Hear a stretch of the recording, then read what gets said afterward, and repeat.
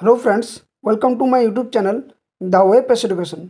सो friends, जे कोनो चाकरिर खबर अपडेट बा 2022 स्टेट इंटरव्यू समस्त धरनेर जे रिलेटेड केस अपडेट बा निউজ এই ধরনের পাওয়ার জন্য দ্য ওয়ে পেস এডুকেশন চ্যানেলের অবশ্যই চ্যানেলটি সাবস্ক্রাইব করে বেল নোটিফিকেশন অন করো। তো আজকে দেখো একটা গুরুত্বপূর্ণ নোটিশ এই মুহূর্তে এনসিটি দিয়েছে আর কি, তাদের তরফ থেকে দেওয়া হয়েছে যে এনআরসদের মানে যে কোনো রাজ্যে সরকারি প্রসিত প্রাথমিক বা তাদের কোয়ালিফিকেশন হিসেবে আপার প্রাইমারি প্রি প্রাইমারি সমস্ত বিদ্যালয়ে কিন্তু নিয়োগের ক্ষেত্রে একদম ছাড়পত্র দেওয়া হয়েছে এনসিটি অনুসারে। এতদিন পর্যন্ত এনসিটি দেয়নি, কারণ সুপ্রিম কোর্টের যে রায় সে রায়ের উপরে কিছু হয়তো খামতি ছিল তার জন্য দেওয়া হয়নি। কিন্তু আজকে সম্পূর্ণ পুরোপুরিভাবে এনসিটি একদম মান্যতাপ্রাপ্তভাবে এনআরসদের কিন্তু প্রাথমিকে অগ্রাধিকার দেওয়ার ঘোষণা করে এবং একটা নোটিশ জারি করে। তো এক্ষেত্রে কিন্তু 2022 স্টেটদের ক্ষেত্রে জটিলতা আবার নতুন নতুনভাবে বিভিন্ন দিক থেকে তৈরি হচ্ছে, যেগুলো আমি তোমাদের সামনে শেয়ার করব। এবং সাথে সাথে সকলকে একটা কথা বলবো, যেহেতু আমার যে চ্যানেলটা সেটা সত্যিকারের 2022 স্টেটদের জন্য এবং 2022 স্টেটের সার্থকতা বা যে কোনো চাকরির পরীক্ষার সঠিক তথ্য বা সঠিক পথ অবলম্বনের জন্য আমি চ্যানেলটা বানিয়েছিলাম এবং সেভাবে তোমাদের সামনে নিউজগুলো শেয়ার করি।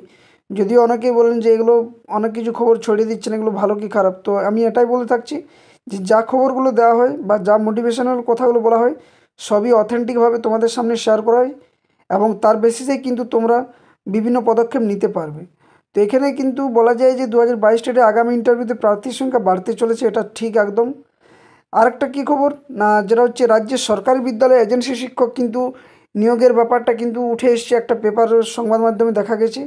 তো এক্ষেত্রেও কিন্তু 2022 স্টেটে আবার নতুন জটিলতা শুরু হতে চলেছে, কারণ একদিকে ওবিসি কেস ম্যাটার যেটা মিটতে চলছে না, দিনের পর দিন একটা আপডেট আসছে, আজ এই তারিখ আজ ওই তারিখ এইভাবে আসছে, জানি না এর পেছনে কাদের ভূমিকা রয়েছে বা কী, এবং আদৌ ওবিসি কেস মামলা কবে মিটবে না মিটবে, যদিও এটা 28-29 কাল পরশু ডেট ছিল, সেটা কিন্তু টেন্টেটিভলি ডেট দেখাচ্ছে 18/2/2025।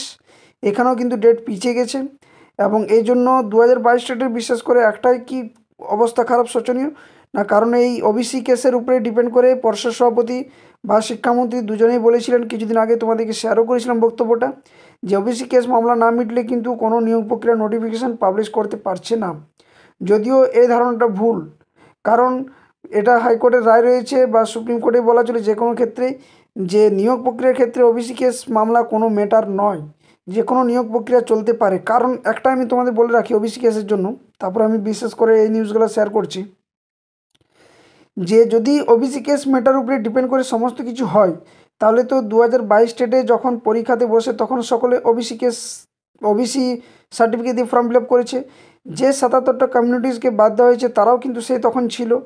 তাহলে তাদেরকে যদি এখন ওবিসি কেস মামলা যদি ডিসক্লোজ করে দেয় বা ওবিসি কেস ম্যাটারটা যদি হাইকোর্টের মান্যতা মেনে নেয় এবং এই 77টা কমিউনিটিসকে বাদ দেওয়া হয়, তাহলে তো টেট পরীক্ষায় যারা পাস করেছে 82 83 পেয়ে তাদের কী হবে না, তারা তো বাদ চলে যাবে। কিন্তু রাজ্য সরকার কি এটা করবে? করবে না, কারণ তারা তো সার্টিফিকেট পেয়ে গেছে সমস্ত দিক থেকে।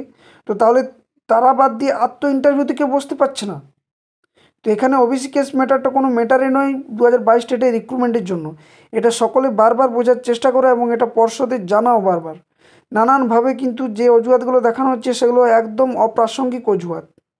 যদি 2022 স্টেটের ক্ষেত্রে ওবিসি কেস ম্যাটারটা যদি বড় একটা ম্যাটার হয়ে দাঁড়ায় বা পর্ষদ সভাপতি যেটা বলেছেন যে আমি একদম স্বচ্ছভাবে নিয়োগ করতে চাই, জানি না ওনার স্বচ্ছতাটা কোথায় রয়েছে, যে যদি আমাদের এই ওএমআর কপি বা সার্টিফিকেট যদি না থাকতো তাহলেই কিন্তু হয়তো এটা ঘটতো, যে নিয়োগ প্রক্রিয়াটা খুব দ্রুততার সাথে হতো।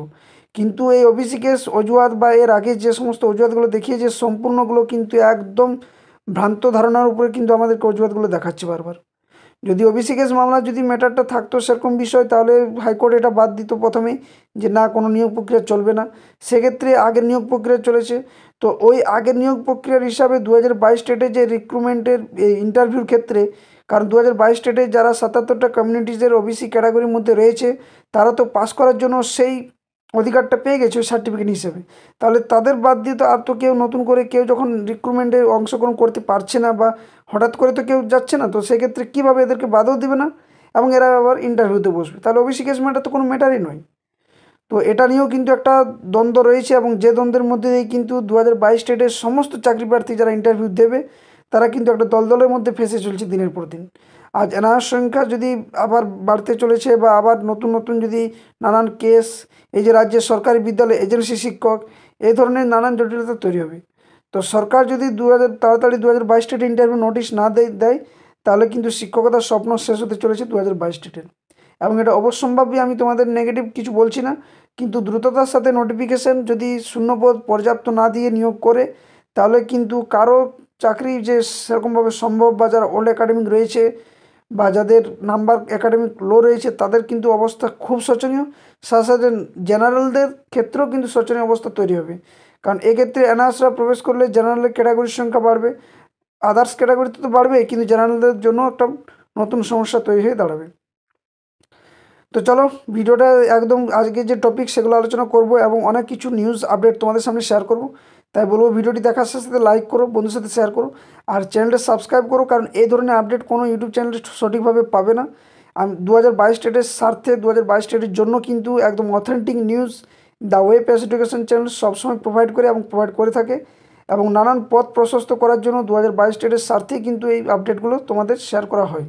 তো সকলের সামনে যারা দেখছো ভিডিওটি শেয়ার করো, লাইক করো, এবং যারা চ্যানেল নতুন আছো অবশ্যই সাবস্ক্রাইব করে বেল নোটিফিকেশন অন করতে ভুলো না। তো দেখো আজকের একটা আপডেট দিয়েছে এনসিটি, সেখানে বলা রয়েছে, দেখো ডেটটাও রয়েছে, দেখো 27/1/2025। এখানে দেওয়া রয়েছে অল সেক্রেটারিজ বা commissioners of education of state government, UT administration, commissioners of all the central government school, commissioners KVS, chairperson CBSE, সমস্ত ক্ষেত্রে কিন্তু এটা বলা হয়েছে। কী বলা হয়েছে? সাবজেক্ট কি? To forward the order dated 10/12/2024 passed by the Honorable Supreme Court of India in the matter of Viswanathan and others versus the state of Uttarakhand in review petition of 2024, diary number দেখো দেওয়া রয়েছে এটা, in civil appeal number 7873 of 2023 regarding. অর্থাৎ এই যে উত্তরাখণ্ড মামলাটা, এখান থেকে কিন্তু এনআরএস মামলাটা উঠে, এবং তোমরা সকলে জানো যারা কেস আপডেটের সঙ্গে বিভিন্নভাবে যুক্ত থাকো বা যারা এগুলো ঘাটাঘাটি করো তারা কিন্তু জানো যে এই বিষয়টা এনআরএসটা কিন্তু উত্তরাখণ্ড থেকে ইয়ে হয়েছিল, যেখানে কী দেওয়া রয়েছে, ম্যাডাম বা sir, NCTE as the statutory body of government of India came into extents in persons of the National Council for Teacher Education Act 1993 on 17th August 1995 with the mandate to achieve planned and coordinate development of teacher education throughout the country and the govern the regulation and proper maintenance of norms and standards for teacher education। এখানে দেখো যেটা এটা এনসিটির যে বিষয়টা সেটা তুলে ধরেছে, সেখানে কি দিয়েছে না, সেখানে দিয়েছে 12A নম্বর যেটা দেওয়া রয়েছে প্যারাতে, section 12A of the NCT act 1993 provides as under power of council to determine minimum standards of education of schools teacher for the purpose of maintaining standards of education in schools. The council may by regulation determine the qualification of persons for being required as teacher in any pre-primary, primary, upper primary, secondary, senior secondary or intermediate school or college by whatever name called, established, run, aided or organized by the central government or a state government or a local and or other authority। অর্থাৎ দেখো এখানে বলা রয়েছে যে secondary, primary, pre primary বা যে intermediate যে সমস্ত বিদ্যালয়গুলো সরকার পোষিত বা সরকারি এডেড বা কোনো প্রাইভেটাইজেশন স্টেট গভর্নমেন্টের হোক বা সেন্ট্রালের হোক, এই সমস্ত ক্ষেত্রে কিন্তু এদের মান্যতা দিয়েছে। এখানে এনআরএস নিয়ে কিছু উল্লেখ করেনি সেরকমভাবে, কিন্তু এনআরএসের কেসটা তার জন্য প্রথমেই উল্লেখ করে দেওয়া রয়েছে, যেটা হয়তো তোমরা হয়তো বলবে যে এটা কিসের নোটিশ, কিন্তু এই জায়গাটা দেখতে পেলে বুঝতে পারবে যেখানে Viswanathan and others versus the state of Uttarakhand, যেটা এনআরএস নিয়েই কিন্তু এটা কেসটা ছিল। তারপর কী রয়েছে, provided that nothing in this section shall adversely affect the continuance of any person required in any pre-primary, primary, upper primary, secondary, senior secondary or intermediate school or college under any rules, regulation or order made by the central government, a state government, a local or other authority immediately before the commandments of the National Council for Teacher Education Amendment Act 2011, 18 of 2011, solely on the ground of non-fulfillment of such qualification as may be specified by the council. অর্থাৎ এখানে যদি সমস্ত বিষয়টা একটা মামলা বিষয় দাঁড়িয়েছে, যেটা আমি তোমাদের বাংলাতে লিখে দিয়েছি, যে good news for NRS DElEd candidates কি দিয়েছে, যে এনসিটি সুপ্রিম কোর্টের রায়কে মান্যতা দিয়েছে এবং সমস্ত রাজ্য কেন্দ্রশাসিত অঞ্চলের শিক্ষা সচিব, সমস্ত কেন্দ্র সরকারের স্কুল কমিশনার বা কেভিএস কমিশনার বা সিবিএসই এর চেয়ারপারসনকে লেটার ফরওয়ার্ড করেছে, যে আজই অফিসিয়ালভাবে সেই সাইট আপলোড করা হয়েছে, যেখানে এনআইএসদের কিন্তু রিক্রুটমেন্ট করতে বলা হয়েছে। যে কোনো প্রাথমিক, সেখানে সরকার পোষিত বা সরকারি পরিচালিত বা আদার্স কোনো প্রাইভেটাইজেশন, সেন্ট্রালের হোক, কেবিএস হোক বা সিবিএসই বোর্ডের হোক বা রাজ্য সরকারের হোক, সমস্ত বা রাজ্যের বা কেন্দ্রশাসিত অঞ্চলের যে সমস্ত শিক্ষা সচিবগুলো রয়েছে তাদেরকে সমস্ত দিক থেকে ফরওয়ার্ড করা হয়েছে যে এনআরএসদের কিন্তু অগ্রাধিকার দিতে হবে ইন্টারভিউতে বসার জন্য। এবং এটা আজকে কিন্তু এনসিটি মানে একদম পাকাপাকিভাবে কিন্তু এই নোটিফিকেশানটা জারি করে, যেখানে তোমরা যদি আগের রায়গুলো দেখো, সেখানে বিশ্বনাথন ভার্সেস और others versus the state of উত্তরাখণ্ডে যেখানে এনআরএস নিয়ে কিন্তু এই কেসটা ছিল। তো যাই হোক, এনআরএসরা 2022 স্টেটদের ক্ষেত্রে প্রবেশ করছে, এটা আমরা আগে থেকেও জানি, সেটা নিয়ে কোনো নতুন বিষয় নয়। তবে যে মূল বিষয়টা সেটা হচ্ছে আরও নানান জটিলতা তৈরি হয়েছে। এবং যারা ভিডিওটা দেখছো, পরের টপিকটা দেখো, তাহলে তোমরা আচমকিত হয়ে যাবে যে আদৌ রাজ্য সরকার চাইছে এটা কি শেষ পর্যন্ত দেখো। ওকে, তো দেখো এখানে আজকে আমি একটা বিষয়টা পেলাম, যেটা হচ্ছে সরকারি স্কুলে এজেন্সি শিক্ষক কী রয়েছে, বিষয়টা শুনো, জানো, তারপর বুঝতে পারবে। যে ব্যাপারটা অবিশ্বাস্য শোনালেও বাস্তব, আমি আগেও বলছি এটা বাস্তব, যে রাজ্য যখন শিক্ষক নিয়োগের দুর্নীতি নিয়ে তোলপাড়, সেই সময় চোপড়া ব্লকের একাধিক সরকারি হাই স্কুলে শিক্ষক, অশিক্ষক ও চতুর্থ শ্রেণীর কর্মী নিয়োগ করা হচ্ছে একটি বেসরকারি সংস্থার মাধ্যমে। শিক্ষা দপ্তরকে সম্পূর্ণ অন্ধকারে রেখে চোপড়ার এইসব স্কুলে কম্পিউটার থেকে ইতিহাসের মতো বিষয়ে শিক্ষক নিয়োগ করা হয়েছে এভাবে। এবং এটা এই জন্য বাস্তব কথা বলছি, আমি যে এলাকাতে থাকি সেখানে কম্পিউটারে মানে দুজন বিদ্যালয়, অর্থাৎ এটা হাই স্কুলের ক্ষেত্রে বলছি আমি, সেখানে দুজন শিক্ষক রয়েছে বিদ্যালয়তে, এবং একজন কিন্তু তার কোনো মানে সরকারি দিক থেকে যে কোনো কাগজ রয়েছে শিক্ষকতার পেশায় সেটা নয়, কিন্তু সে কম্পিউটারের বিষয় পড়াচ্ছেন, সাথে সাথে আদার্স বিষয়গুলো পড়াচ্ছেন। এবং এনাদেরকে কে পয়সা দিচ্ছে বা কোনভাবে এনারা চাকরিটা করছে সেটা একমাত্র এনারাই জানে।